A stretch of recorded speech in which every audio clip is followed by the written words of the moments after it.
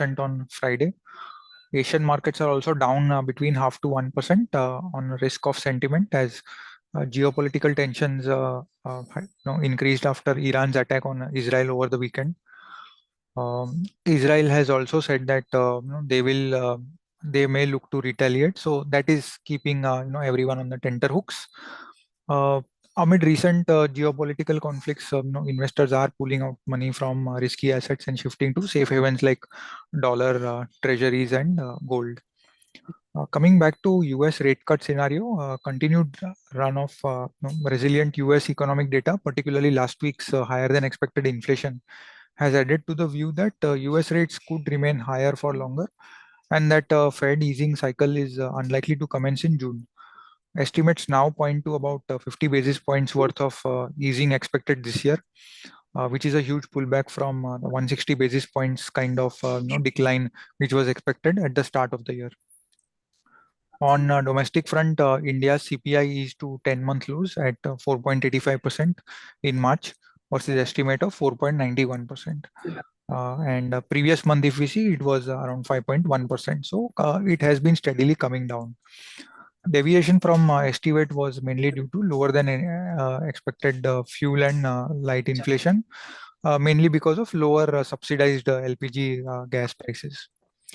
While core inflation continues to moderate, sticky food inflation, along with resilient growth and delayed rate cuts by the US Fed, will keep RBI cautious. India's IIP surged to 4-month high of 5.7% in February versus estimate of 6%. And as compared to January month, it was 4.2% in Jan. Growth was led by many of the subsegments within the manufacturing sector, which grew in double digits. I will now invite the technical team to take the call forward. Yes, thank you, Jehan. Good morning, all of you. This is Swati. Today, the market is likely to open with a gap down opening. The reasons are mentioned by Mr. Jehan, and we are likely to witness some sort of a profit booking during the day. On the technical front, as of now, the immediate support is lies at around 22,400 level. Any move below that level will drag a Nifty downwards towards at least 22,340 to 22,270 levels on the downsides. Whereas on high side, as of now, the immediate resistance is placed at around 22,570, 22,640. The view is a bit cautious on the Nifty as we are likely to witness a selling pressure or say the profit booking levels on the Nifty front. And the view will remain cautious as long as Nifty stays below 22,640 levels on the closing basis. Coming towards the Bank Nifty for today intraday purpose, the support is placed at around 48,500. Any move below that level will drag a Bank Nifty towards 48,340 to 48,200 levels, whereas resistance is placed at around 48,760, 48,860. The Bank Nifty will also remain a cautious because Bank Nifty is already trading near its all-time high. One should book the profits as long as it trades below the 48,840 levels on the higher levels. Coming towards the Fin Nifty, 21,540, 21,490 are the two crucial support levels we need to keep eye on it, whereas the resistance is placed at around 21,640, 21,740. We request the clients and the invest traders to stay away from the long positions and don't create a long positions as long as Nifty doesn't show any sign of reversions on the intraday basis. That's it from my end. I request derivative team to take a call forward. Yeah, thank you, Swati. On the derivative front, see, the overall data has changed a bit. Importantly, the highest put base that is now shifted back towards 22,000 levels, which is a negative. 22,500 had the highest put base for quite some time, but now liquidation was seen there in the last couple of days, and then highest put base has shifted lower, which is a negative. So that means further selling can come in Nifty.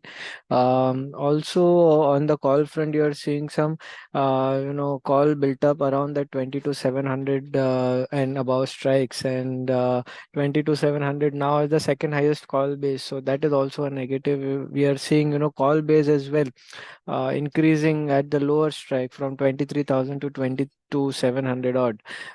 So both the support and resistance are shifted lower. So that means that, further selling can come in up to the 22,200, 22,000 levels for Nifty.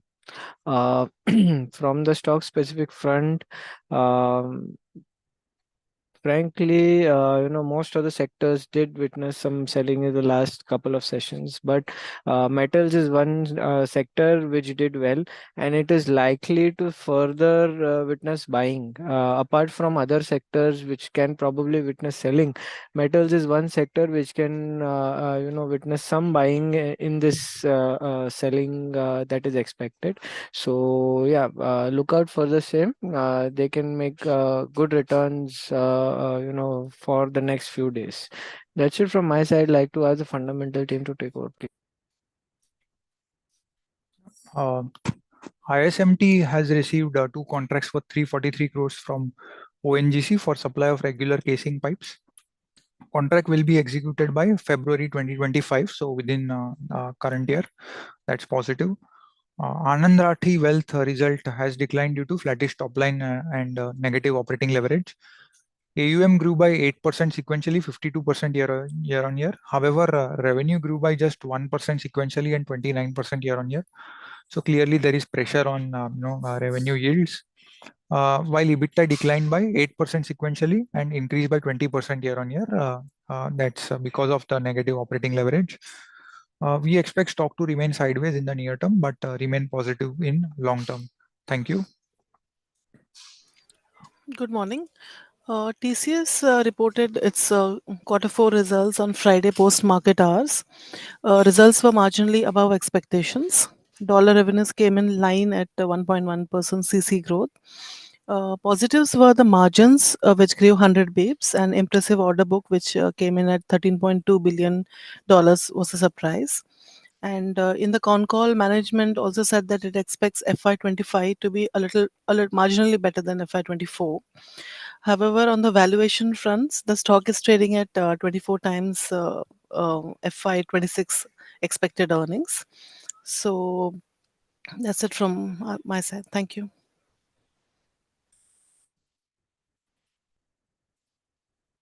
Commodities team can take over.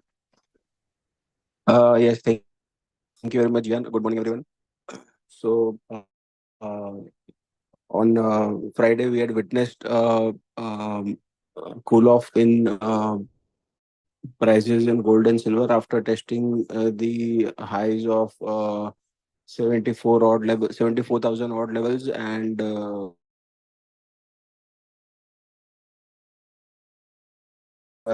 testing 86,000. Pullback can be witnessed. Gold can test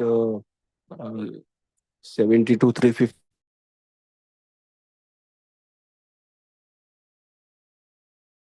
levels, whereby some selling pressure could be expected. 1150, and on downside we are eyeing for 71,900 to 71,500 on downside.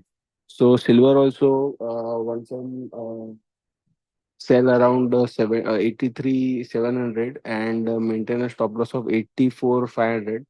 On downside we are eyeing for 83,000, 82,400. In metals, copper, there could be some pullback till 824-25 levels. Then there could be some selling pressure. So sell with a stop loss of 830.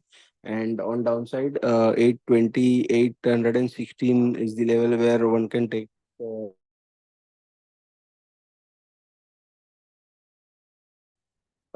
Zinc also around 243 on corrections is advisable, and maintain a stop loss of 2. On upside, 246, 247, one can profits. Also from 248, one can sell for trading purpose, maintaining a stop loss of 240, 250. Aluminum prices are expected to open gap up, and so buying on dips in aluminum is recommended. And in crude oil, Again, there is a range bound movement, but one can buy around 7200, 7180, and maintain a stop loss of 7120. On upside, again, it can test 7300. In natural gas, we are expecting a consolidation from 142 to 155. So trading in this range is recommended. That's it from me. I'll ask Utkarsh to take the call. Thank you, sir. Very good morning, all of. For today's trading session in USDNR, we are expecting some sideways to bullish momentum in the range of 83.65 on the higher side and 83.38 on the lower end. So if prices give any gap up, so one can initiate short positions on the higher range 83.65 with a stop loss of 83.75 for the target of 83.50 and 83.38 levels. Thank you.